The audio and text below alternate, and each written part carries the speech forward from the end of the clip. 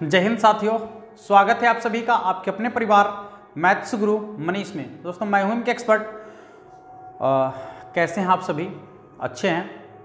थोड़ा सा ये सब चीज़ पर ध्यान ना दीजिएगा। बहुत लोग कहते हैं कि सर आप जैसे तैसे वीडियो शूट कर लेते हैं, क्या कीजिएगा, अब पूरे दिन भर का मतलब ठीक है। और उसके बाद जो टाइम बचता है शाम के टाइम में, कभी कभी इसी कारण वीडियो नहीं शूट हो पाता है शाम में, तो सुबह में आप लोग को लेट हो जाता है वीडियो मिलने में, ठीक ना। तो इस सब चीज़ को माइंड नहीं कीजिएगा कि मतलब हुलिया कैसा दिख रहा है, वो सब छोड़ दीजिए। कोशिश करेंगे कि मतलब अच्छा हुलिया हो। मेन चीज़ पर ध्यान दीजिएगा कि कॉन्सेप्ट वगैरह ठीक ठाक मिल रहा है कि नहीं मिल रहा है, बस उतना ही से ध्यान देना है आपको, ठीक ना। चलिए, तो कुछ सवाल जो बच गया था हमारा, कुछ सवाल बच गया था, और जो भी सवाल बच गया था धांसू सवाल बच चले, ठीक है। एकदम गजब गजब का सवाल है। वीडियो में अंत तक बने रहिएगा, एकदम एक एक करके सवाल को देखते जाइए। पूरा का पूरा वेक्टर आज समाप्त होने वाला है आपका, और कल से क्या पढ़ना है आप लोग को नीचे कमेंट बॉक्स में सभी लोग जवाब दे दीजिए। नीचे जल्दी से लिख दीजिए सभी लोग कि क्या पढ़ना है, कल के लिए क्या शुरू कर दे, ठीक ना। हाँ, सभी लोग का कमेंट नीचे आ जाना चाहिए। चलिए शुरुआत करते हैं सवाल की। सबसे पहला सवाल आपका कहता है, ना किए हैं लड़का वाला दबाए नहीं है, दबा लीजिए ना, उन्हें सब्सक्राइब वाला को कि दबा लीजिए। मज़ा आ रहा है साथियों, बहुत मज़ा आ रहा है। बस इस जैसे आप लोग एनर्जी दीजिएगा तब ना हम काम करेंगे। देखिए कहता है बिंदु x1 y1 z1 और x2 y2 z2 को मिलाने वाली रेखा के द्विक अनुपात। देखिए जब बिंदु दिया हुआ रहेगा और उसका द्विक अनुपात पूछेगा, या फिर समझ लीजिए, या फिर सदिश दिया हुआ रहेगा द्विक अनुपात पूछेगा। कॉन्सेप्ट नहीं बताए हैं ना, कोई बात नहीं है। बिंदु दिया हुआ रहेगा द्विक अनुपात पूछेगा, सदिश दिया हुआ रहेगा द्विक अनुपात पूछेगा। बस क्या करना है आपको, देखिए था द्विक अनुपात यदि पूछ देगा तो जैसे यहां देखिए बिंदु दिया हुआ है x1 y1 z1, और इसके बाद दूसरा बिंदु है x2 y2 z2, ठीक है, z2 दूगो बिंदु दिया हुआ है और पूछ रहा है द्विक अनुपात, ठीक ना। क्या पूछ रहा है आपसे? द्विक अनुपात। तो आपको करना क्या है, या सदिश के रूप में भी आपको ऐसे दे देगा x1 i cap y1 j cap z1 k cap, ठीक है, x2 i cap plus y2 j cap plus z2 k cap, और आपको कहेगा कि इसका द्विक अनुपात निकालना है, ठीक है। तो आपको सेम काम करना है। क्या करना है? दूसरा वाला में से पहला वाला सब को घटा लेना है, ठीक है। दूसरा वाला में से पहला वाला को घटा लेना है, संगत वाला को संगत वाला में से। तो x2 में से x1 घटाइए तो क्या होगा, x2 माइनस x1। इसके बाद दूसरा देखिएगा क्या होगा, y2 में से y1 घटेगा तो क्या हो जाएगा y2 माइनस y1, और z2 में से z1 घटेगा तो क्या हो जाएगा z2 माइनस z1। ये निकल गया आपका द्विक अनुपात। क्या निकल गया? द्विक अनुपात। ये निकल गया आपका द्विक अनुपात, ठीक है साथियों, ये निकल गया आपका द्विक अनुपात। यदि सदिश के रूप में दिया हुआ रहेगा फिर भी आपको यही करना है। दूसरा में से पहला के प्रत्येक i वाला को i वाला के साथ, j वाला को j वाला के साथ, k वाला को k वाला के साथ घटा दीजिए, द्विक अनुपात निकल के आ गया, ठीक है। तो ये आपका आसानी से द्विक अनुपात निकल के आ गया, ठीक है दोस्तों। चलिए अगले सवाल की ओर बढ़ते हैं कि अगला सवाल आपका क्या कहता है। देखिए कहता है बिंदु 2 3 4 8 -3 और 8 को मिलाने वाली रेखाखंड के मध्य बिंदु के नियामक। देखिए मध्य बिंदु का नियामक कहेगा ना, बड़ा आसान काम करना है, ठीक है। मध्य बिंदु का नियामक जब कहेगा आपको तो क्या करना है कि देखिए यहां पर जो बिंदु आपका दिया गया है 2, 3, 4, ठीक है, और दूसरा बिंदु क्या दिया हुआ है, दूसरा बिंदु है आपका 8, -3, 8, कहता है कि इसके मध्य बिंदु का नियामक यानी बीच वाले बिंदु का नियामक निकालना है। तो कीजिए क्या, पहला वाला को पहला वाला से जोड़कर 2 से भाग, दूसरा वाला को दूसरा वाला से जोड़कर 2 से भाग, तीसरा वाला को तीसरा वाला से जोड़कर 2 से भाग, ठीक है।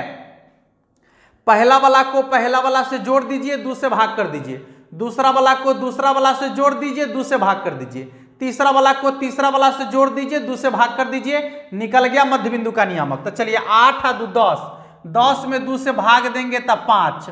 यहाँ देखिए 3 और -3 दोनों को जोड़ेंगे तो हो जाएगा 0। 3 प्लस -3 जोड़ के देखिए 0 के बराबर, और 2 से भाग देंगे तो 0 होगा। 8 और 4 12, 12 में 2 से भाग देंगे तो कितना हो जाएगा 6। ये निकल गया मध्य बिंदु का नियामक। यह है आपका मध्य बिंदु का नियामक, देख लीजिए यह है मध्य बिंदु का नियामक। किसी को दिक्कत है क्या? एकदम आसान सा काम करना है आपको। पहला वाला को पहला वाला में जोड़कर 2 से भाग, दूसरा वाला को दूसरा वाला में जोड़कर 2 से भाग, तीसरा वाला को तीसरा वाला में जोड़कर 2 से भाग, निकल गया मध्य बिंदु का नियामक। ठीक है, अगला सवाल आपका क्या कहता है देखिएगा। सवाल कुछ इस तरीके का दिया गया है, सवाल आपको सामने दिख रहा होगा।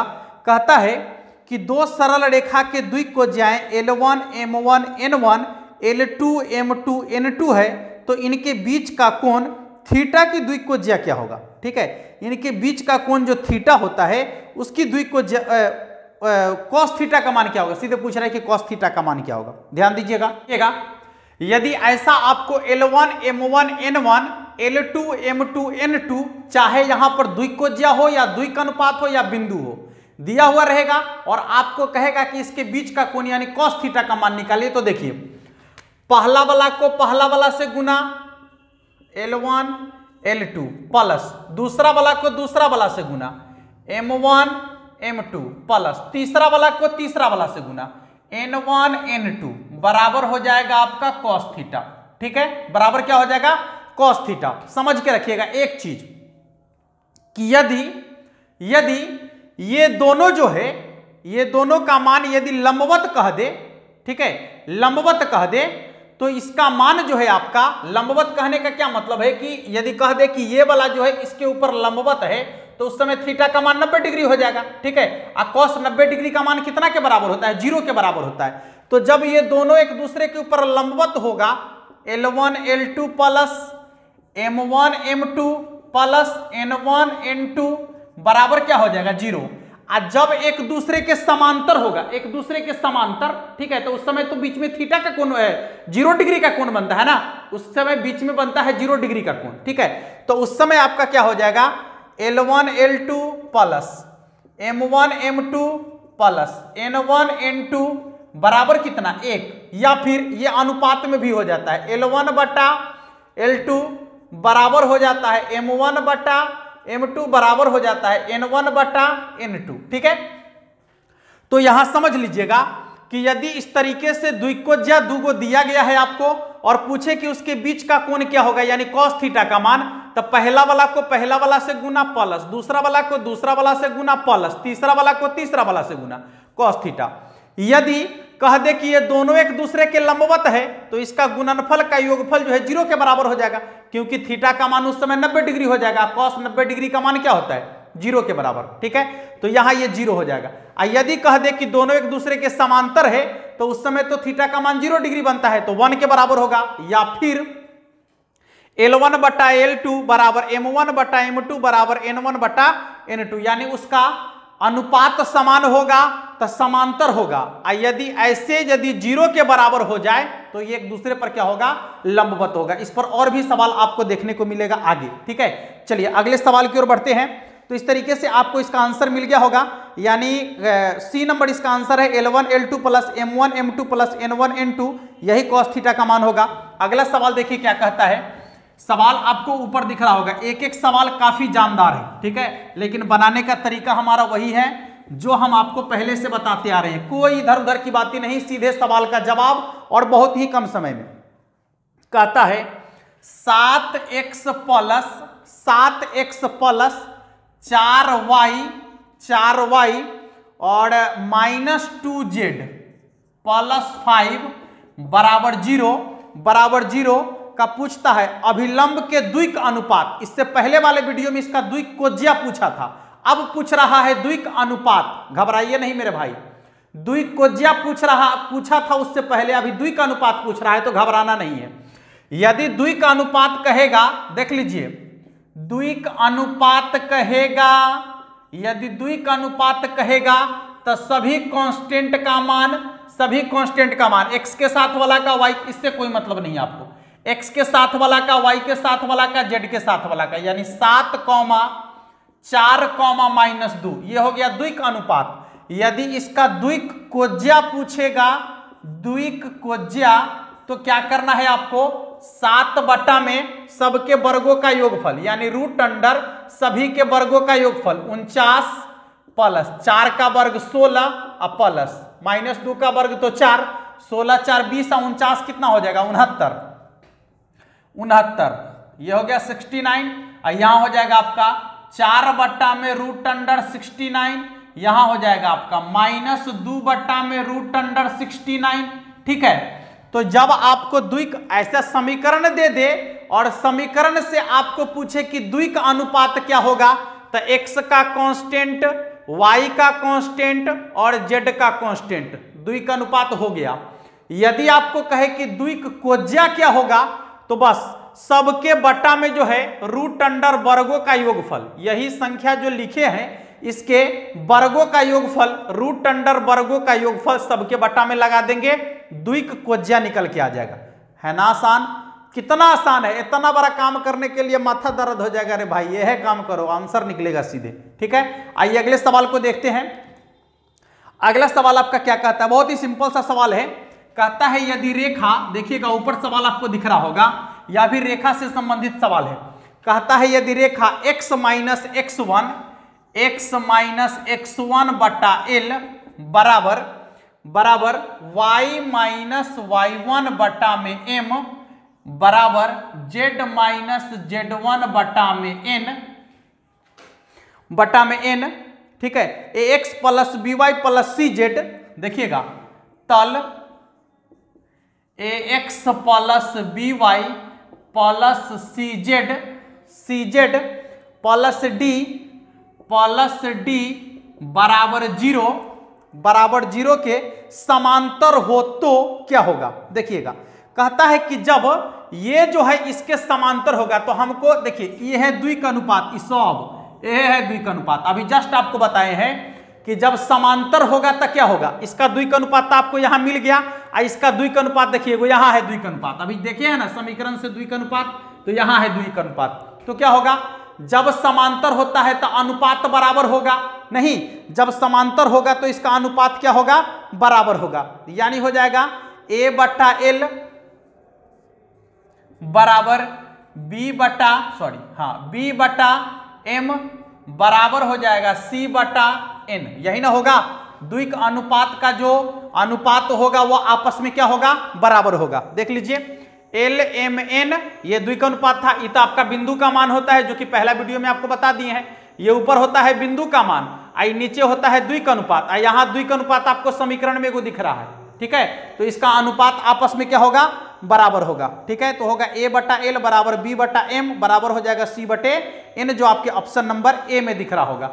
कहीं कुछ करने की जरूरत नहीं है, टोटल चीज आपको आसानी से मिल जाएगा। अगला सवाल देखिएगा क्या कहता है, a1x plus b1y plus c1z plus d1 बराबर 0, और दूसरा क्या है, दूसरा आपका है a2x plus b2y plus c2z plus d2 बराबर 0। क्या पूछ रहा है, पूछता है कि परस्पर लंब होगा तो क्या होगा। अच्छा बताइए, अभी जस्ट ना देखे हैं, जब लंब होगा तो क्या होगा, ये आपका द्विक अनुपात है, द्विक अनुपात है, द्विक अनुपात है, ये द्विक अनुपात है, द्विक अनुपात है, सबका गुणनफल कितना के बराबर हो जाएगा, सबके गुणनफल का योगफल 0 के बराबर ना।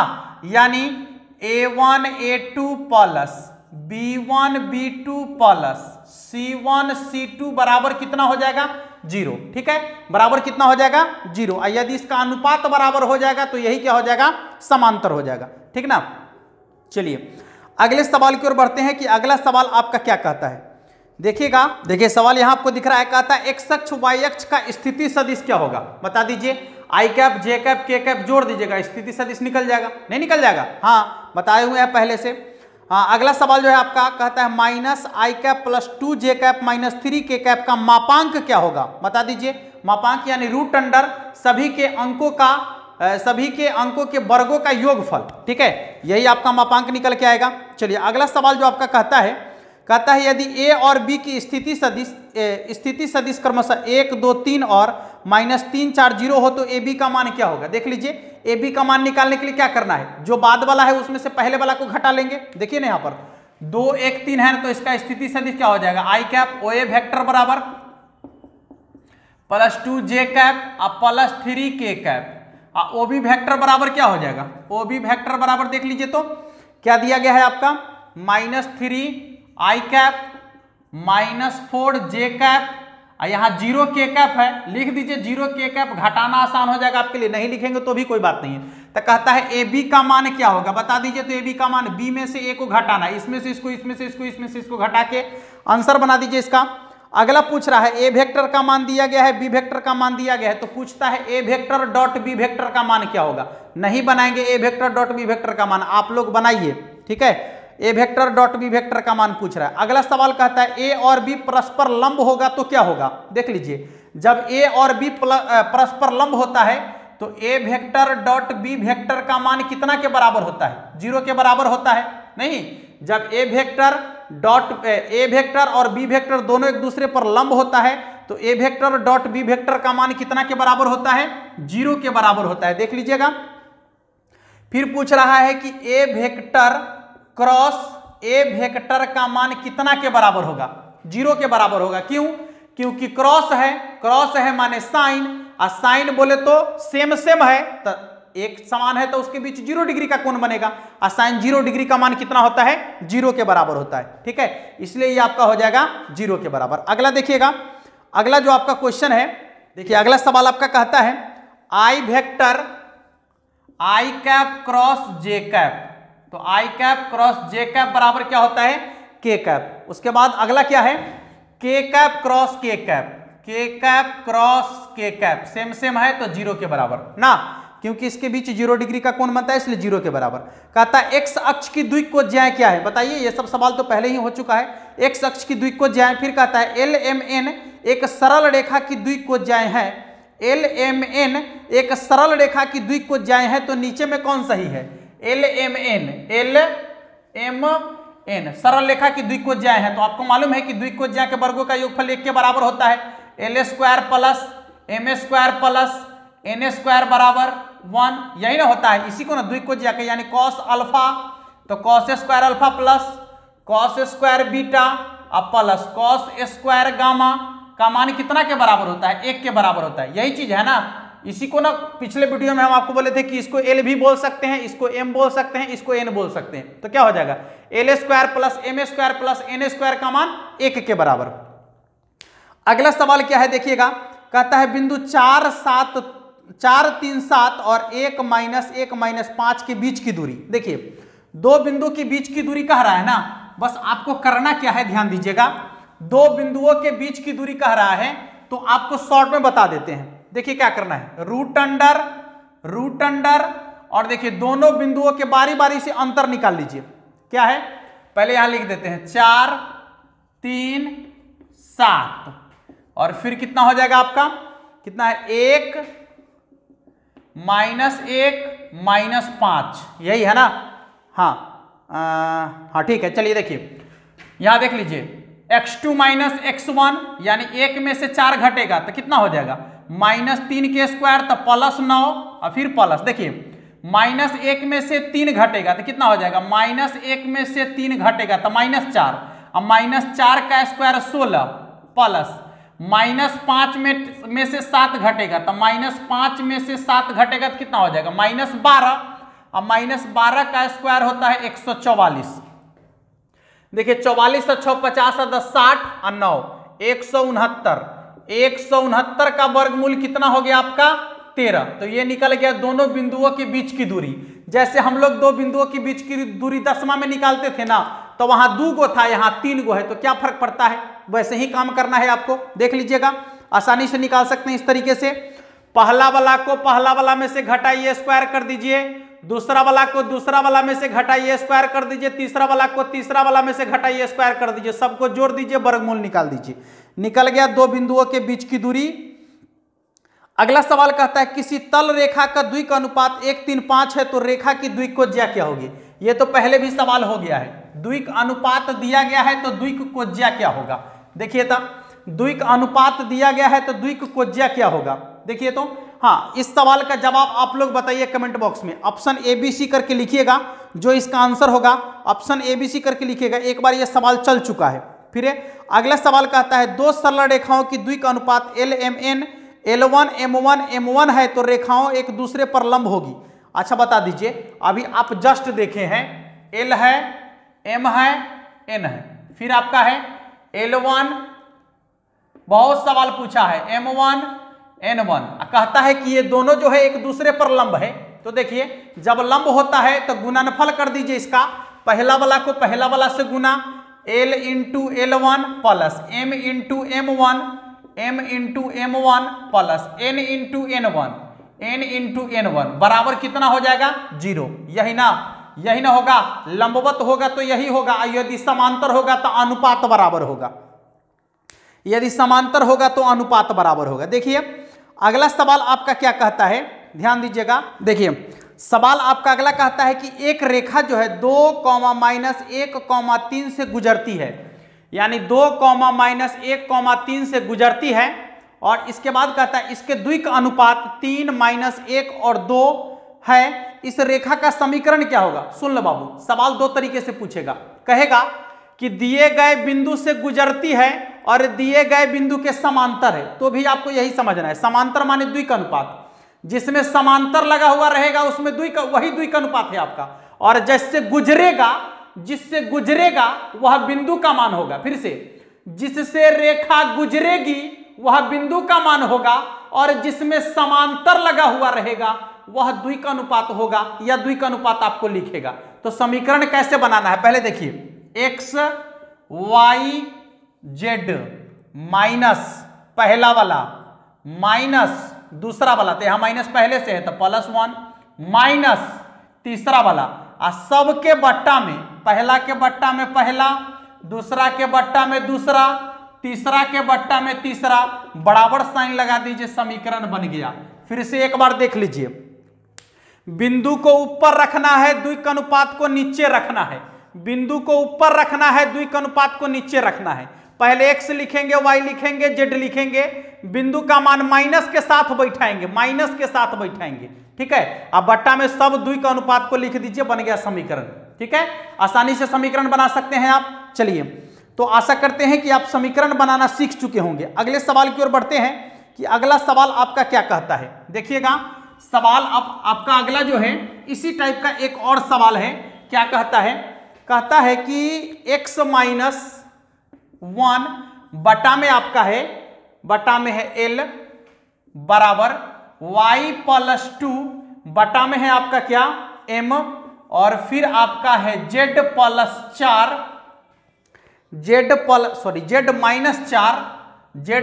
4 बटा में है M, सॉरी n यहां n है, और क्या है x + 3/2, देखिएगा, और x + 3/2, इसके बाद क्या है y - 4/3 बराबर है y - 4/3 बराबर है z/6, ठीक ना। आपसे क्या कह रहा है?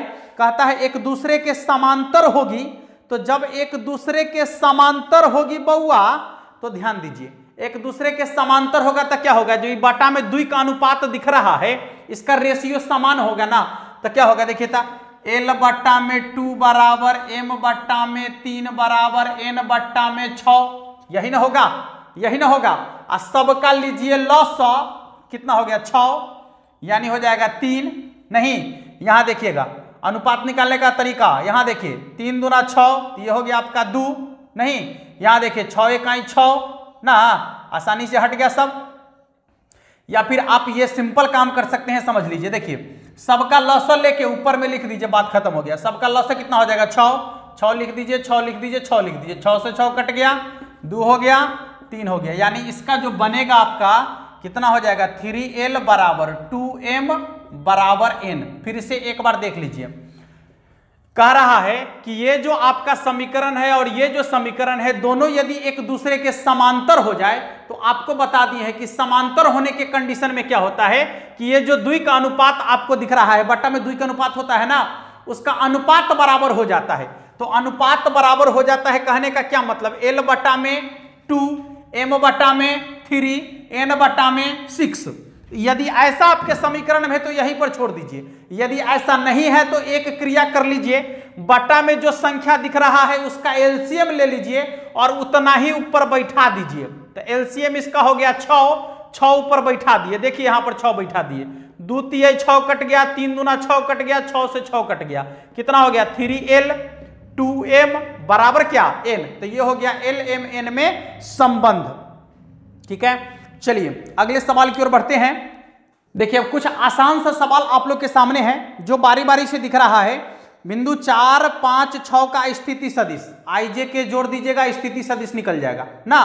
फिर कहता है OA बराबर दिया गया है, OB बराबर दिया गया है, तो AB का मान निकालना है, यानी B में से A को घटा दीजिएगा तो मान निकल जाएगा। देख लीजिए अगला सवाल क्या कहता है, जो आसान सा सवाल है उसको आप लोग अपने से बना लीजिए। ए वेक्टर का मान दिया गया है, बी वेक्टर का मान दिया गया है, तो कहता है ए वेक्टर डॉट बी वेक्टर का मान निकाल लीजिए आसानी से। आई वाला को आई वाला के साथ गुना, जे वाला को जे वाला के साथ गुना, के वाला को के वाला के साथ गुना, विथ चिन्ह के साथ ना, यानी उसके चिन्ह के साथ। अगला कहता है ए और बी परस्पर लंब होंगे तो ए वेक्टर डॉट बी वेक्टर का मान क्या होगा, बता दीजिए, 0 के बराबर होगा। पूछ रहा है जे वेक्टर क्रॉस के वेक्टर का मान क्या होगा, सवाल सब यहां दिख रहा है, जे वेक्टर क्रॉस के वेक्टर का मान क्या होगा, बता दीजिए क्या होगा। पूछ रहा है जेड अक्ष की द्विकोज्याएं क्या होगी, बताइए, जेड अक्ष की द्विकोज्याएं सब बता दिया गया है। एक भी सवाल कहीं से नहीं छूटने वाला है साथियों, कहीं से नहीं छूटने वाला है, चाहे कठिन से कठिन आ जाए या आसान से आसान आ जाए, टोटल सवाल का सॉल्यूशन आप करेंगे आसानी से एग्जाम में, एकदम गर्दा उड़ा के, ठीक ना, हाँ बहुत कम समय में, जान लीजिएगा। चलिए अगला सवाल कहता है दो सरल रेखाएं की द्वि का अनुपात L1 M1 N1 L2 M2 N2 है, तो दोनों सरल रेखाएं परस्पर लंब होंगे, वो तो अभी आपको जस्ट बताए हैं। गुणनफल जो होगा L1 into L2 plus M1 into M2 plus N1 into N2 का मान कितना के बराबर, 0 के बराबर, क्योंकि लंब है। चलिए अगला सवाल जो है, हाँ यहाँ पर थोड़ा सा ट्विस्ट डाला है सवाल में, देखिए क्या ट्विस्ट डाला है, मजा आएगा, थोड़ा सा नया नया चीज आपको सीखने को मिलेगा। ठीक है, चलिए सवाल क्या कहता है देखिएगा, एकदम मिजाजी सवाल है।